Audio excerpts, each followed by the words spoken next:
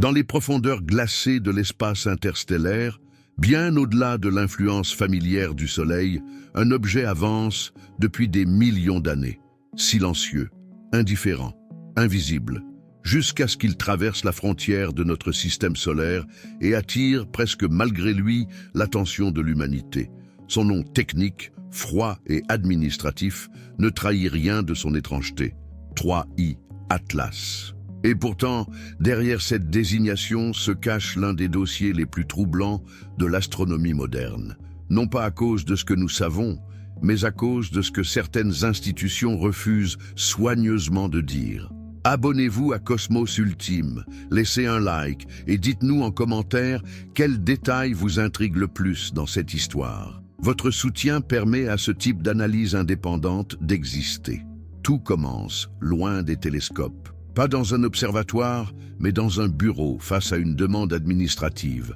Le 12 novembre 2025, John Greenwald Jr., figure incontournable de la transparence gouvernementale américaine et fondateur de The Black Vault, dépose une requête officielle au titre de la Freedom of Information Act. Sa question est simple, presque banale.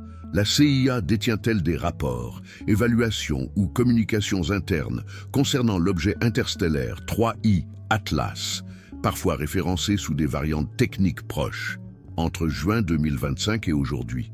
Il ne demande pas d'interprétation, pas de conclusion, seulement l'existence ou non de documents. La réponse arrive le 31 décembre 2025, une date symbolique, comme un rideau qui se ferme sur une année déjà saturée de révélations. Et cette réponse, loin d'éclairer, épaissit l'ombre. La CIA n'affirme rien, elle ne nie rien. Elle invoque une formule ancienne, lourde de sens, utilisée dans les dossiers les plus sensibles du renseignement américain. Elle ne peut ni confirmer ni infirmer l'existence de tels documents. Dans le langage du renseignement, cette phrase porte un nom, la réponse Glomar. Elle n'est pas anodine, elle n'est pas automatique. Elle est réservée aux sujets dont la simple reconnaissance pourrait révéler des sources, des méthodes ou des priorités classifiées. Des programmes d'espionnage, des technologies avancées, des opérations étrangères, rarement des objets célestes. Et c'est là que quelque chose se brise dans le récit officiel. Car si la CIA n'avait aucun intérêt pour 3I Atlas, une réponse négative claire aurait suffi. Un simple « aucun document trouvé ». Mais au lieu de cela, l'agence choisit le silence codifié.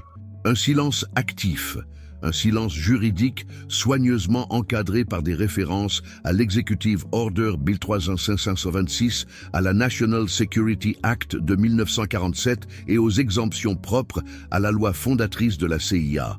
Autrement dit, reconnaître quoi que ce soit serait déjà trop dangereux. En quelques heures, le document circule, les réseaux sociaux s'enflamment.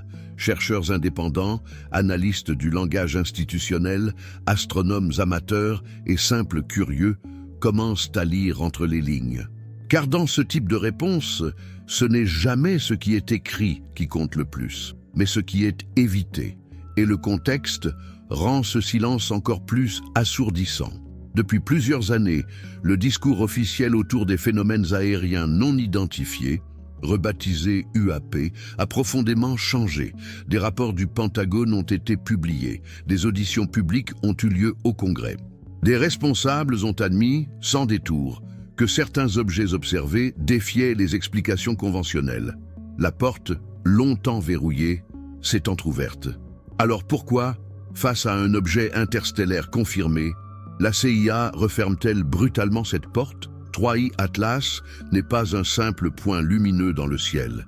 Sa trajectoire, calculée avec une précision extrême, indique une origine extérieure au système solaire. Un visiteur authentique, comparable à Oumuamua ou à 2I Borisov, mais présentant des caractéristiques encore plus déroutantes. Sa vitesse, son angle d'entrée, son comportement photométrique, tout en lui a déclenché des débats bien au-delà des cercles académiques. Officiellement, les agences spatiales parlent de comètes atypiques, de dégazage, de poussière, d'interaction avec le vent solaire. Mais officieusement, dans les forums spécialisés et les échanges privés entre chercheurs, une autre question émerge. Et si cet objet posait un problème qui dépasse l'astronomie? Car lorsqu'une agence de renseignement traite un corps céleste comme une question de sécurité nationale, cela signifie une chose essentielle. L'objet est évalué non seulement pour ce qu'il est, mais pour ce qu'il pourrait impliquer. Surveillance, technologie, trajectoire stratégique. Ou simplement, incertitude radicale. La phrase de la CIA agit alors comme un révélateur chimique. Elle ne prouve rien. Elle ne confirme aucune hypothèse exotique.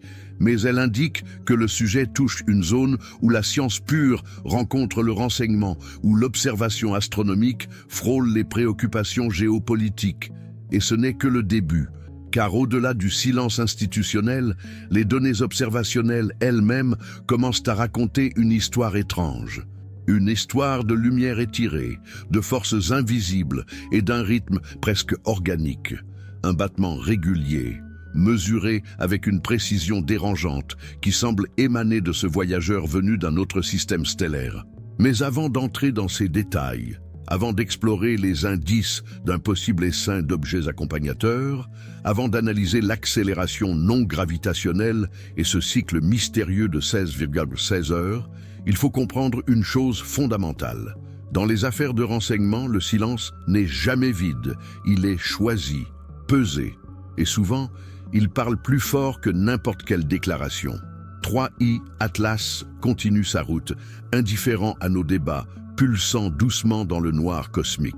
Et pendant que les télescopes collectent des photons vieux de milliards d'années, certaines portes, sur Terre, restent obstinément fermées. La question n'est donc plus seulement ce qu'est 3I Atlas, mais pourquoi son existence dérange suffisamment pour que le silence devienne une stratégie. Pour comprendre pourquoi 3I Atlas a quitté le domaine tranquille de l'astronomie académique pour entrer dans une zone d'ambiguïté stratégique, il faut abandonner les titres sensationnalistes et revenir aux chiffres, aux trajectoires, à la physique brute. Car ce sont les données elles-mêmes, froides et impersonnelles, qui ont commencé à murmurer que quelque chose ne collait pas. Dès les premières semaines suivant sa détection, les astronomes ont confirmé ce que son orbite laissait déjà deviner. 3I Atlas ne vient pas d'ici. Sa vitesse hyperbolique excède largement ce que le Soleil pourrait capturer gravitationnellement. Son angle d'entrée n'est aligné avec aucun plan majeur du système solaire. Tout indique un voyage interstellaire ancien, peut être entamé avant même la formation de la Terre. Jusqu'ici, rien d'impossible. Nous avons déjà observé des visiteurs semblables, mais 3I Atlas ne se comporte pas comme eux. En observant son mouvement précis à l'aide des éphémérides du système Horizons du Jet Propulsion Laboratory, les chercheurs ont détecté une anomalie subtile mais persistante, une accélération non gravitationnelle. Faible, presque imperceptible à première vue, mais constante. Sa valeur est de l'ordre de 2 fois 10 puissance moins 5 de l'attraction gravitationnelle exercée par le Soleil. Pris isolément, ce chiffre pourrait sembler banal. Les comètes, après tout, subissent des poussées dues au dégazage de glace lorsqu'elles se réchauffent. Mais ici, le détail crucial réside dans la façon dont cette force évolue. À mesure que 3I Atlas se rapproche ou s'éloigne du Soleil, cette accélération non gravitationnelle varie exactement selon l'inverse du carré de la distance héliocentrique. La même loi mathématique que la gravitation solaire elle-même. Résultat, le rapport entre la force gravitationnelle et cette force additionnelle reste remarquablement constant tout au long de la trajectoire. Autrement dit, ce n'est pas une poussée chaotique. Ce n'est pas un dégazage irrégulier, comme on l'observerait sur une comète classique au jet sporadique. C'est un effet proportionnel, stable, presque réglé. Comme si quelque chose accompagnait l'objet, partageant son voyage et modifiant subtilement sa dynamique orbitale. Pour visualiser ce que cela implique, les astronomes ont projeté cette fraction mesurée sur la distance réelle de 3I Atlas au Soleil à la fin novembre 2025, environ 270 millions de kilomètres. Le calcul est implacable. Toute source responsable de cette accélération devrait se situer à environ 54 000 km plus près du Soleil que le corps principal. À l'échelle cosmique, cette distance est minuscule. Mais vue depuis la Terre, Elle correspond à une séparation angulaire d'environ 0,7 minutes d'arc. Et c'est là que l'observation rejoint la théorie. Car précisément à cette échelle, les télescopes ont commencé à révéler une structure étrange. Au lieu de la coma sphérique et diffuse typique des comètes naturelles, 3I Atlas présente une coma étirée, fine, délicate, presque élégante. Une forme de larme lumineuse, orientée vers le Soleil, s'étendant sur environ 1 minute d'arc dans le ciel. Une coïncidence troublante, trop parfaite pour être ignorée. Cette morphologie suggère que la lumière que nous voyons ne provient pas uniquement du noyau central. Elle semble plutôt réfléchie par une population entière de petits objets, disposés en avant de 3I Atlas sur sa trajectoire solaire. Un essaim, un nuage discret, invisible individuellement, mais collectivement capable de remodeler l'apparence de l'ensemble. Les implications sont vertigineuses. Même si ces objets accompagnateurs ne représentaient qu'une fraction infime de la masse totale, leur surface réfléchissante cumulée pourrait dépasser de loin celle du noyau principal. Imaginez 1 trillion de fragments minuscules, chacun presque insignifiant, mais ensemble capables de capter et de diffuser la lumière solaire avec une efficacité démesurée. Dans un tel scénario, jusqu'à 99% de la luminosité observée de la coma pourrait provenir de cet essaim, et non de l'objet central lui-même. Cette hypothèse n'est pas gratuite. Elle s'aligne avec les observations du télescope spatial Hubble, réalisées le 21 juillet 2025. Les images montrent clairement que le noyau contribue à une portion étonnamment faible de la luminosité totale. Le reste est diffus, étendu, presque fantomatique, comme si le cœur de 3I Atlas se dissimulait derrière un voile de lumière artificiellement amplifié. Plus troublant encore, cette structure ne se dissipe pas, elle persiste. Que l'objet s'approche du Soleil ou qu'il s'en éloigne, la forme de la coma reste stable, son extension angulaire quasiment inchangée. Dans un système dominé par des processus thermiques chaotiques, une telle constance est inhabituelle. Elle suggère une relation dynamique stable entre le corps principal et ce qui l'accompagne. Si ces fragments existent réellement, plusieurs questions fondamentales se posent. Sont-ils des débris rocheux naturels, liés gravitationnellement depuis des éons, les vestiges d'un corps parent fragmenté bien avant son entrée dans notre système solaire ? Ou bien les éléments d'une structure plus cohérente, conservant une configuration précise malgré les forces solaires. À ce stade, la science n'impose aucune réponse exotique. Mais elle impose l'honnêteté intellectuelle. Les modèles classiques peinent à reproduire simultanément la dynamique orbitale, la morphologie de la coma et la stabilité de l'ensemble. Chaque élément pris séparément peut être expliqué. Ensemble, ils forment un puzzle inconfortable. Et c'est précisément ce genre de puzzle qui, historiquement, attire l'attention d'institutions dont la mission n'est pas de contempler l'univers, mais d'anticiper l'imprévu. Un objet qui ne se contente pas de passer, mais qui se comporte, qui interagit avec son environnement d'une manière mesurable, cohérente et persistante. À ce stade de l'analyse, une chose devient claire. Réduire 3I Atlas à un simple comète interstellaire atypique est une simplification excessive. Les données racontent une histoire plus nuancée. Une histoire où la frontière entre phénomènes naturels rares et systèmes complexes mal compris devient floue. Et ce flou, dans le monde du renseignement comme dans celui de la science, est souvent perçu non comme une curiosité, mais comme un risque. Mais l'histoire de 3I Atlas ne s'arrête pas à sa trajectoire, ni à cet étrange essaim lumineux qui semble l'accompagner. À mesure que les semaines passent et que les données photométriques s'accumulent, un autre signal émerge, plus dérangeant encore. Un signal qui n'a rien de statique, rien de diffus, un signal rythmique. Depuis le 1er juillet 2025, les astronomes surveillent attentivement les variations de luminosité de 3I Atlas. Très vite, un motif se dessine. Le flux lumineux augmente, diminue, puis recommence, encore et encore, avec une régularité presque mécanique. Les calculs convergent vers une période précise, 16 vers 16 heures. pas environ, pas entre 15 et 17, mais 16,16, une précision qui force le respect et la méfiance. Dans l'astronomie des petits corps, les variations de luminosité sont courantes. Elles trahissent souvent la rotation d'un objet irrégulier, allongé, qui réfléchit différemment la lumière selon son orientation. C'est la première hypothèse envisagée ici aussi. Un noyau légèrement étiré, tournant sur lui-même, avec un rapport d'axe d'environ 0,8. Une explication propre, rassurante. Mais très vite, elle montre ses limites, car l'amplitude de cette variation est trop forte, des dizaines de pourcents, bien au-delà de ce qu'un simple effet de rotation devrait produire, surtout pour un objet dont le noyau semble, en réalité, contribuer faiblement à la luminosité totale. Le battement est trop marqué, trop énergique, comme si la lumière ne provenait pas d'une surface solide, mais d'un phénomène plus dynamique. La confirmation arrive, une fois encore, des images du télescope spatial Hubble, prises le 21 juillet 2025. Elles révèlent un fait capital. Le noyau de 3I Atlas est presque noyé dans sa propre coma.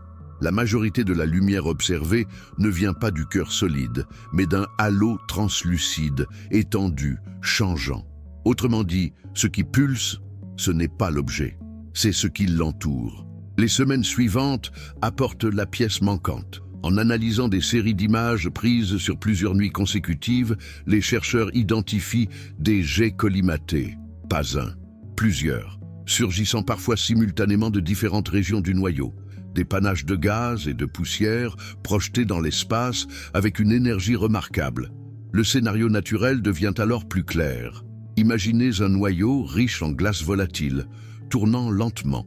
Lorsqu'une région spécifique fait face au Soleil, la chaleur déclenche une sublimation brutale. Le gaz s'échappe, emportant avec lui de la poussière, gonflant la coma comme une respiration soudaine. Puis, à mesure que la rotation éloigne cette zone de l'illumination solaire, l'activité décroît. La coma s'affaisse, la luminosité chute. 16 heures plus tard, le cycle recommence. Un battement, presque un cœur cosmique. Cette image est tentante, presque poétique. Mais elle soulève une question essentielle. Dans un objet purement naturel, ces jets devraient rester strictement liés à la direction du Soleil. Leur orientation, leur intensité, leur synchronisation devraient suivre les lois simples de l'ensoleillement. Or, certaines observations suggèrent une complexité supplémentaire. Des variations dans la structure des jets, des asymétries, des déphasages subtils. À ce stade, les scientifiques restent prudents. Aucune donnée ne prouve une origine artificielle, mais plusieurs reconnaissent, parfois à demi-mot, qu'un tel comportement serait indistinguable, à distance, de celui d'un système technologique utilisant des émissions dirigées. Dans l'espace, un jet de gaz est un jet de gaz, qu'il provienne d'une poche de glace ou d'un mécanisme conçu.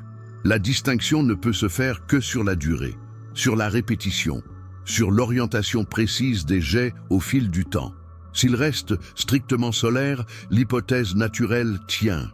S'il s'en écarte, alors la question change de nature. Et c'est ici que les différents éléments du dossier commencent à se superposer de manière troublante. Un objet interstellaire confirmé. Une accélération non gravitationnelle proportionnelle au champ solaire. Une coma façonnée par ce qui ressemble à un essaim d'accompagnateur. Et maintenant, un cycle photométrique d'une précision d'horloge. Pris séparément, chacun de ces phénomènes peut être expliqué, forcé parfois, ajusté, mais ensemble, ils dessinent un comportement cohérent, presque systémique, comme si 3I Atlas n'était pas seulement un corps errant, mais le centre d'un environnement dynamique, stable, organisé autour de lui. Dans l'histoire des sciences, ce sont souvent ces moments qui précèdent les grandes révisions de paradigmes.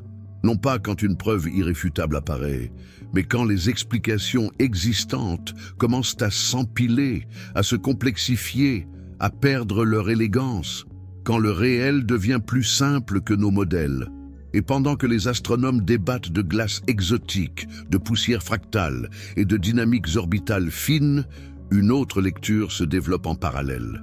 Plus discrète, plus institutionnelle. Une lecture qui ne cherche pas à savoir ce qu'est 3i Atlas, mais ce qu'il pourrait représenter. Un objet qui pulse avec régularité, qui voyage accompagné, qui défie les moyennes statistiques par la précision de certains paramètres orbitaux, et qui, surtout, a suffi à déclencher une réponse Glomar de la CIA. Dans ce contexte, le battement de 16,16 heures cesse d'être un simple détail technique. Il devient un symbole. Le rappel que parfois, l'univers ne se contente pas de passer devant nos instruments. Il interagit, il impose son rythme, et il nous oblige à écouter, même lorsque les institutions préfèrent se taire. Car au fond, la question n'est pas encore de savoir si 3i Atlas est naturel ou non. La vraie question est plus inconfortable. Sommes-nous prêts à reconnaître quand un objet cesse d'être simplement inerte? À ce stade du récit, une chose devient impossible à ignorer. 3i Atlas n'est plus seulement un objet astronomique. Il est devenu un point de friction entre les données scientifiques, l'interprétation institutionnelle et notre propre capacité à accepter l'incertitude. Car lorsque l'on assemble toutes les pièces du puzzle, ce n'est pas une révélation spectaculaire qui surgit, mais un motif.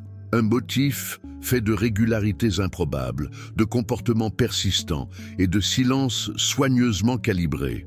Récapitulons sans extrapolation inutile. Nous avons un visiteur interstellaire confirmé dont l'origine se situe bien au-delà de l'influence gravitationnelle du Soleil. Nous avons une accélération non gravitationnelle faible mais constante, évoluant selon exactement la même loi mathématique que la gravitation solaire, comme si une force secondaire accompagnait l'objet de manière proportionnelle et stable. Nous avons une coma en forme de larme, orientée vers le Soleil, dont l'étendue correspond précisément au calcul prédisant la position d'éventuels objets accompagnateurs.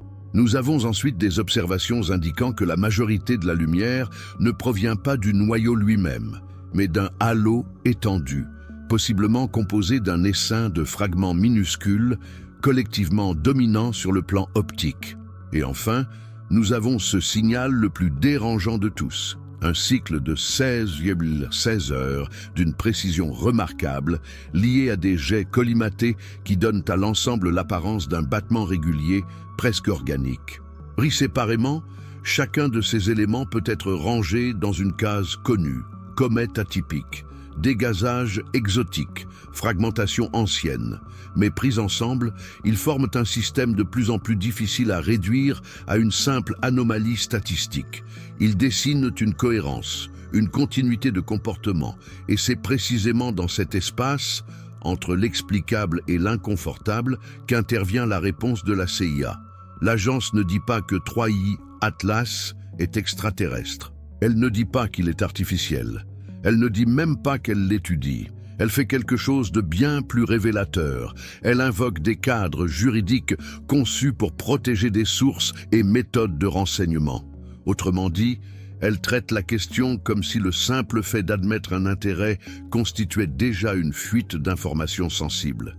Ce choix n'est pas neutre. Dans l'histoire du renseignement, la réponse Glomar n'est jamais utilisée par confort administratif. Elle est utilisée lorsque la reconnaissance d'un sujet révélerait des priorités stratégiques, des capacités d'analyse ou des zones d'attention que l'on préfère garder opaques. Qu'un objet céleste se retrouve associé à ce niveau de prudence est, en soi, un fait remarquable. Cela ne signifie pas que la CIA sait quelque chose de spectaculaire, mais cela signifie qu'elle ne veut pas que l'on sache ce qu'elle sait, ou ne sait pas.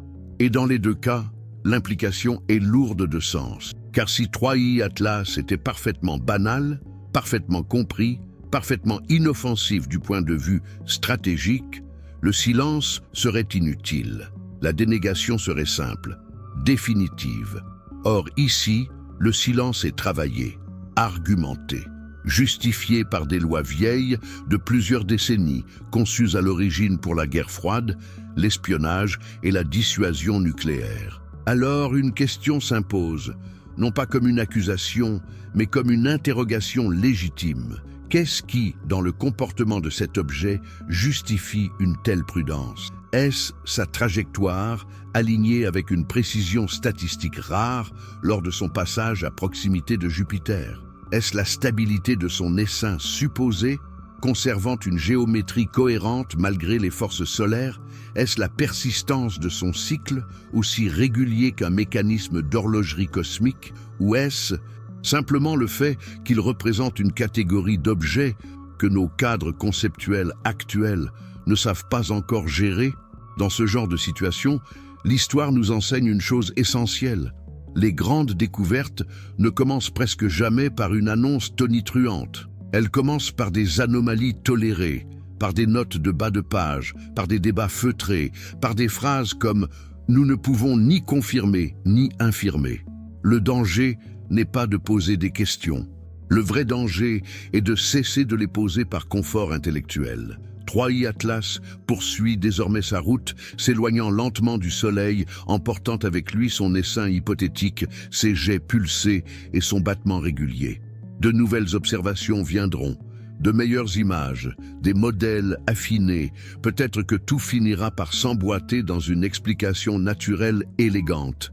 Et si c'est le cas, ce sera une victoire de la science. Mais si ce n'est pas le cas, alors nous assisterons peut-être, rétrospectivement, au premier chapitre d'un changement plus profond. Un moment où l'humanité commence à comprendre que tous les visiteurs du cosmos ne se contentent pas de passer silencieusement. Certains laissent derrière eux des questions structurantes. Et peut-être que la plus importante d'entre elles n'est pas « sommes-nous seuls ?», mais plutôt « sommes-nous prêts à reconnaître quand le silence institutionnel devient une donnée à part entière ?»